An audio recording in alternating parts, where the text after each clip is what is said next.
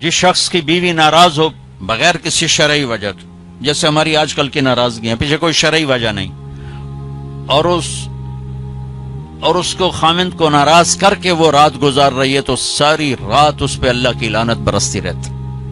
Balance کیا دونوں کی. ہاں مرد کو زیادہ ذمہ دار ٹھہرا ہے، اس میں کوئی شک نہیں، کہ کسی کی بیٹی کو لے کے جانا کوئی چھوٹی ذمہ داری نہیں ہے. اور شریف زادیوں کی جہاں ڈولی اترتی وہیں سے ان کے جنازے اٹھتے ہیں. گھٹ گھٹ کے مر جانا ان کی سرشت میں ہوتا ہے. طلاق ہمارے یہاں ایک لعنت ہے کہ گزارا نہیں ہوتا تو بھی کر گزارا، نہیں ہوتا کر گزارا. ایسے موقعوں کے لیے تو اللہ نے جدائی کر رکھا. میں اپنے گاؤں میں تھا، ایک بچی رات کو چھوٹا بچہ لے کر وحشت زدہ، ارے کہاں سے آئی ہو؟ کہا جی میں فلاں جگہ، میں نام لیں فلاں جگہ سے آئی ہوں. کیا کرنا ہے؟ کہا جی مجھے میرے خامند سے بچاؤ، مجھے طلاق لے دو. میں نے کہا بیٹی اپنے ماں باپ سے کہا، میرے پاس کیا کرنے آگی؟ کہا جی وہ کہتے ہیں تو نے طلاق لی تو ہم تمہیں قتل کر دیں گے، اور میرا خامند روزانہ مجھے مارتا ہے، آج تک کوئی دن ناغہ نہیں، روز مجھے مارتا ہے، اللہ کے واسطے میری جان بچاؤ.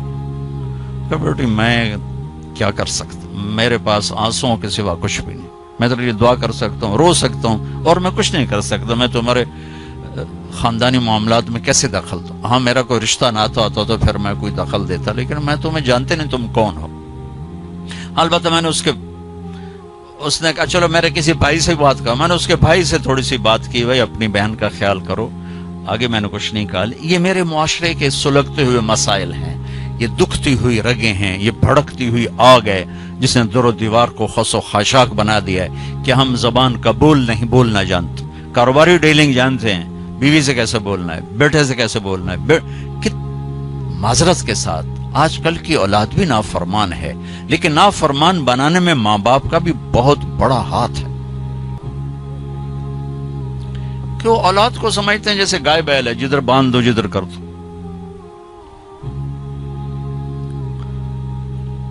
ابھی چند دن پہلے وہ ہمارے گھر پہنچ گئے، میرے گھر کو پہنچ جی وہ ماں باپ شادی کرنا چاہتے ہیں اور میں وہاں نہیں کرنا چاہتی، اور میرا باپ کہتا ہے تم مر جا میرے لیے، بھائی یہیں کروں گا اور کہیں نہیں کروں گا. اس کی عمر اتنی زیادہ ہے، میری عمر یہ ہے، 20-25 سال کا 20 میں فرق ہے.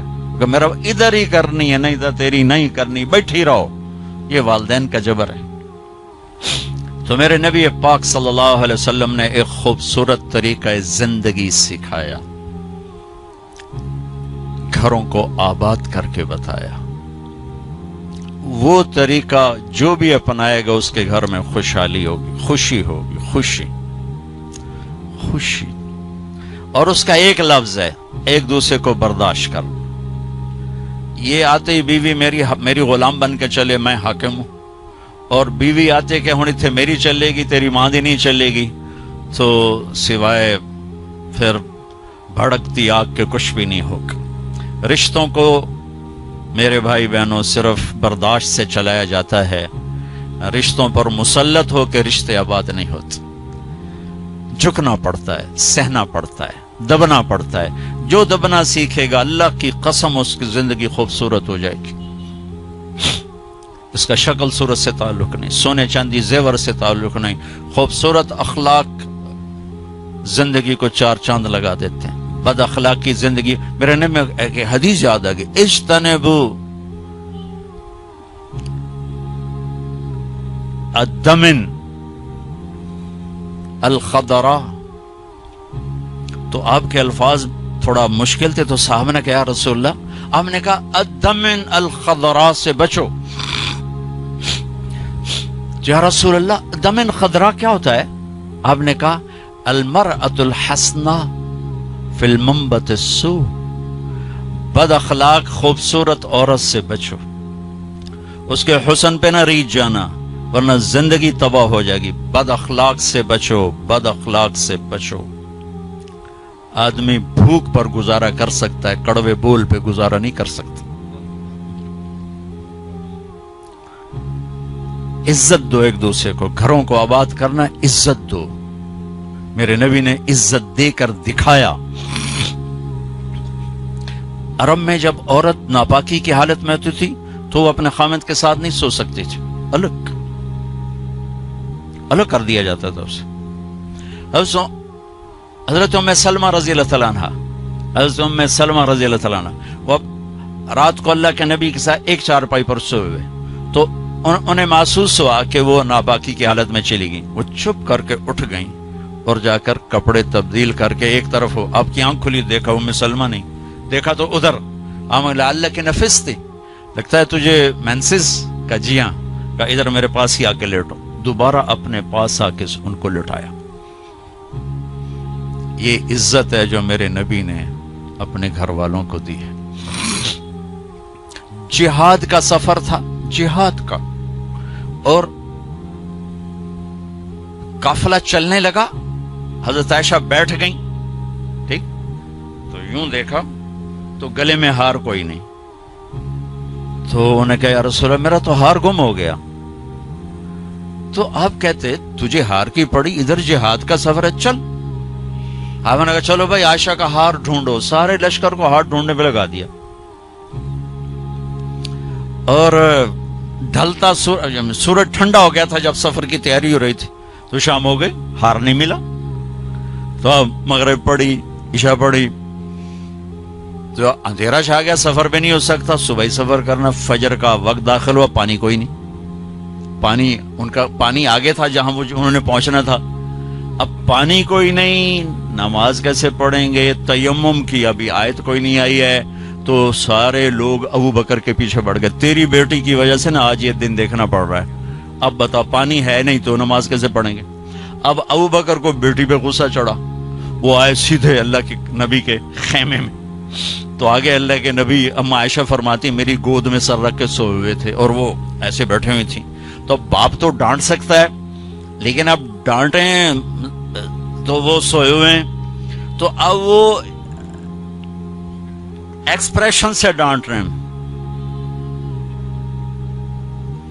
تیری وجہ سے. اور ان کے یوں پسلی میں نا آ کے انگلی ماری، زور سے، ایسے زور سے انگلی ماری. وہ کہتے میں ایسے ہو گئی تاکہ میں ہلوں نہیں کہ اللہ کے نبی کی آنکھ نہ کھلے. تو یہ کہ غصہ اتار کے باہر آ گئے، باہر بتانے پڑ رہے. اللہ کے نبی کی آنکھ کھلی، نماز کا یا رسول اللہ پانی کوئی نہیں، نماز کیسے پڑھیں گے؟ اب اسی پریشانی میں تھے کہ جبریل آ گئے. فتیمموا صعیدا طیبا، چلو ہاں مٹی سے وضو کی اجازت، تیمم کرو. کبھی کسی امت کو تیمم نہیں ملا، بلا مٹی سے بھی آدمی پاک ہوتا، منہ تو مٹی مارو بندہ پاک ہوتا. آپ نے چلو منہ پہ ایسے کرو، ایسے چلو نماز پڑھو بھائی. تو پھر وہ جو پہلے سب ناراض ہو ابو بکر سے کہنے لگے بھائی ابو بکر آج تیرے گھر کی طفیل کتنی بڑی رحمت ہمیں مل گئی، کتنی بڑی برکتیں ہمیں مل گئی. تو تیمم کی آیت اتری اس موقع پر جب حضرت عائشہ کا ہار گم ہوا. آپ نے سب کو اس کے ڈھونڈنے پہ لگا دی. تو فجر کی نماز ہوئی، تھوڑا سویرا ہوا، تو پھر حضرت عائشہ کہنے لگی یا رسول اللہ چلو ہار تو ملتا نہیں، چلیں. پھر آپ نے کہا چلو بھائی کوچ کرو. جب اونٹنے کو اٹھایا تو ہار پھسل کے نیچے گیا پڑا تھا، تو پھر ہار بھی مل گیا. یہ دلداری ہے میرے نبی کی اپنے گھر کے لیے. میرے بھائی بہنوں، کسی کی بیٹی کو لے جانا بہت بڑی ذمہ داری ہوتی ہے، اور میں یہ دکھ سے کہتا ہوں کہ میرا سسرالی معاشرہ بڑا ظالم ہے، بہت ظالم. کوئی لاکھوں میں ایک گھر ایسا ملتا ہے جس کو لے جاتے ہیں اس کو عزت دیتے ہیں، ورنہ تانے کے سوا کچھ نہیں ہوتا. نہ ساس کے پاس، نہ سسر کے پاس، نہ خامند کے پاس، نہ خامند کی بہنوں کے پاس. صرف اس کے عیب ہی دیکھے جاتے ہیں. خوبیاں دیکھنے والا گھر کوئی کوئی ہوتا ہے. ایک حدیث یاد آئی، آپ نے مدینے والوں کی تعریف کرتے ہوئے فرمایا کہ یہ جو میرے مدینے کے صحابہ ہیں نا، انصار، یہ اتنے عالی لوگ ہیں کہ ان کے گھر میں کسی کی بچی آ جائے اسے یوں لگتا ہے جیسے میں اپنے ہی گھر میں آ گئی. یا اپنے انصار کی تعریف فرماتے ہوئے فرمایا کہ یہ میرے مدینے والے ساتھی ایسے ہیں، ان کے گھر میں کسی کی بچی کی ڈولی اترے اسے یوں لگتا ہے میں اپنے ہی گھر میں ہوں.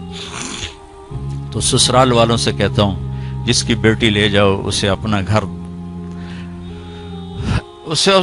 بنا کے دے دو، اسے اپنا گھر محسوس کرے، اپنا گھر اسے بنائے.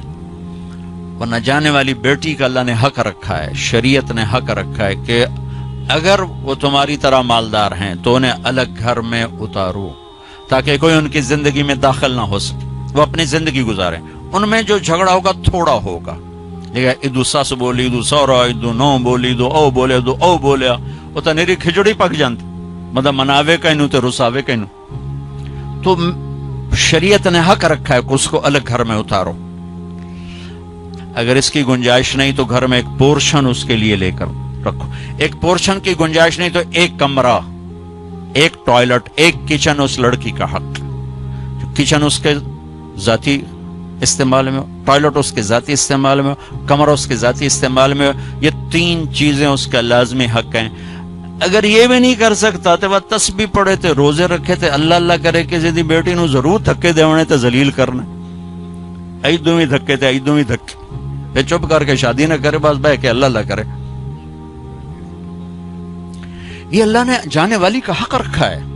ہماری معاشرت ہندو معاشرت ہے جس میں جوائنٹ فیملی سسٹم چلتا ہے. یہ بہت اچھا تھا، بہت اچھا تھا، ایک دوسرے کی مدد ہوتی تھی. ابھی ایک مصیبت بن گیا ہے کہ ایک دوسرے میں دخل دینا ایک فرض بن گیا، ایک دوسرے کی زندگی کو تلخ کرنا یہ فرض بن گیا. کس میں جھگڑا نہیں ہوتا، بڑوں کا کام ہوتا ہے سلجھانا، ہم اسے الجھانے میں لگ جاتے. میرے نبی اپنی بیٹی کے گھر آئے، حضرت عائشہ، وہ آگے پریشان، حضرت فاطمہ وہ آگے پریشان بیٹھی. آپ نے کہا کیا ہوا؟ کہا میرا اور علی کا جھگڑا ہو گیا. ایسی پاکیزہ جوڑی کہ جنت میں نور کی چمک اٹھے گی. لوگ پوچھیں گے جنت یہ نور کہاں سے ہے؟ تو فرشتے کہیں گے اوپر کی جنت میں علی و فاطمہ مسکرائے ہیں، ان کے دانتوں کے نور سے نکلے نور نے جنت کو روشن کر لیا ہے. یہ اتنا بڑا جوڑا ہے. لیکن دنیا ہے. آپ نے کہا علی کدھر گیا؟ یہ باہر نکل گئے. آپ ان کے پیچھے گئے، دیکھا تو مسجد میں سوئے تھے. ان کو کہا ابو تراب اٹھو، یہ ٹائٹل یہاں دیا، ابو تراب اٹھو. ان کو لے کر آئے، گھر تشریف لائے، زمین پر لیٹ گئے. علی کو دائیں طرف لٹایا اور فاطمہ کو بائیں طرف لٹایا. علی کا ہاتھ پکڑ کے اپنے پیٹ پر رکھا، ادھر سے فاطمہ کا ہاتھ پکڑ کے علی کے ہاتھ پر رکھا اور بیٹی کے ہاتھ کے اوپر اپنا ہاتھ رکھا. اب یہ علی کا ہاتھ، یہ فاطمہ کا ہاتھ، یہ میرے نبی کا ہاتھ علیہم الصلوات و تسلیمات. ٹھیک. اور فرمایا بولو بھائی ہماری صلح ہوگی. پوچھا نہیں کی لڑائی ہو، اے جڑے پوچھنے والے ہو لڑا کے آ جان، تو کیا کیا ابھی، تو کیا کیا، وہ ڈھیر لڑ لڑ کے ویلے ہوئے بیٹھے. تو میرے نبی نے پوچھا نہیں ہاں بھائی تو کیا کہتا اور تو کیا کہتی. میرے نبی نے یہ کیا اور کہا علی فاطمہ کہو ہماری صلح ہو گئی. دونوں نے کہا جی ہماری صلح ہوگی. ٹھیک ہے. پھر آپ نکلے خوش خوش، چہرہ نورانی. صحابہ نے عرض کیا رسول اللہ آج آپ بڑے خوش نظر آ رہے. کہ میں علی و فاطمہ کی صلح کرا کے آ رہا ہوں. یہ بڑوں کا کام ہوتا ہے. اب لڑکی والے اپنے اٹھا لیتے ہیں، کمر کس لیتے ہیں سوٹے، اور ادھر لڑکے والے اپنے سوٹے کس لیتے ہیں، بچے کی زندگی برباد ہو کے رہ جاتی.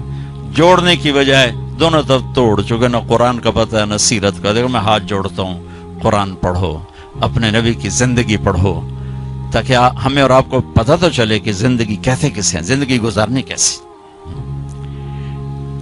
میرے نبی سے پوچھ کے موت آئی، پوچھ کے موت آئی. واحد ہستیاں جن سے موت پوچھ کے آئی. ٹھیک ہے. 12 ربیع الاول 11 ہجری 7 جون 633 عیسوی جبریل اندر آئے. یا رسول اللہ باہر ملک الموت کھڑا ہے، اندر آنے کی اجازت چاہتا ہے. یہ وہ دربار جہاں موت پوچھ کے آئی. تو آپ نے کہا آ جائے. ملک الموت اندر آئے اور کہا السلام علیکم یا رسول اللہ. اور پھر کہا یا رسول اللہ آپ پہلی ہستی ہیں جنہیں میں سلام کر رہا ہوں، میں نے کبھی کسی کو سلام نہیں کیا. کہ یا رسول اللہ آپ پہلی ہستی ہیں. اللہ نے فرمایا پوچھ کے اندر جانا، بغیر پوچھے نہ جانا. اللہ اکبر. پوچھے گا اللہ ہم میں سے کسی سے. یا رسول اللہ اللہ نے فرمایا آنا چاہیں تو لے آنا، رہنا چاہیں تو چھوڑ کے آ جانا. ٹھیک ہو. اچھا آپ کیسے تھے؟ اما عائشہ ایسے بیٹھی اور آپ اما عائشہ کے سینے پر سر رکھ یہ کیفیت ہے. تو آپ فرماتے اچھا ٹھیک ہے، میں اٹھتا ہوں، میں وضو کرتا ہوں، 2 نفل شروع کرتا ہوں. جب میں سجدے میں جاؤں میری جان نکال لینا. ہم دعائیں یا اللہ سجدے کی موت عطا فرما. کتنے لوگ ہیں دعائیں کرتے ہیں یا اللہ نماز پڑھ رہے ہیں موت آ جائے، سجدے میں سر ہو موت آ جائے. کتنی عام تمنا. میں خود دعا مانگتا ہوں. تو آپ کہتے کہ تم ٹھہرو میں وضو کر لوں، جب میں سجدے میں سر رکھوں میری جان نکال لینا. آپ نے اپنی بیگم کے سینے پر سر رکھے ہوئے ہی موت کو قبول کیا کہ یہیں نکالو، یہیں نکالو، وہیں لیٹے لیٹے. اس لیے میری حضرت عائشہ فرماتی تھی میرے نبی میرے سینے اور ٹھوڑی کے درمیان اللہ کے پاس حاضر ہوئے، مات فی سحری و نحری۔ یہ بھی ایک پیغام تھا، یہ بھی ایک پیغام تھا کہ آپ اپنی بیگم کے سینے پر سر رکھ کے دنیا سے جدا ہوئے ہیں اور اللہ کی بارگاہ میں پہنچے۔ تو بھائیو، لمبی ایک خوبصورت زندگی ہے، میں گھنٹے سوا گھنٹے میں کیا بتا سکتا ہوں، اور یہ اتنا اندھیرا ہے کہ اس میں کروڑوں شمعیں جلیں گی اور اربوں پروانے قربان ہوں گے تب جا کے صبح ہوگی۔ اس اندھیر میں میری چند باتیں پتہ نہیں کوئی روشنی کا سبب بنے یا نہ بنے، پر اگر چند کانوں پہ دستک ہو گئی تو شاید کچھ ذرہ خیر وجود میں آ جائے۔ بھائیو، اپنے نبی کی زندگی سیکھو، اپنے نبی کی زندگی کے مطابق چلنے ڈھلنے کی کوشش کرو۔ یہ تبلیغ کا کام بھی اس کو سیکھنے کی ایک خوبصورت محنت ہے، جو کرے گا اللہ تعالیٰ اس کی دنیا بھی بنائے گا، اللہ تعالیٰ اس کی آخرت بھی بنائے گا۔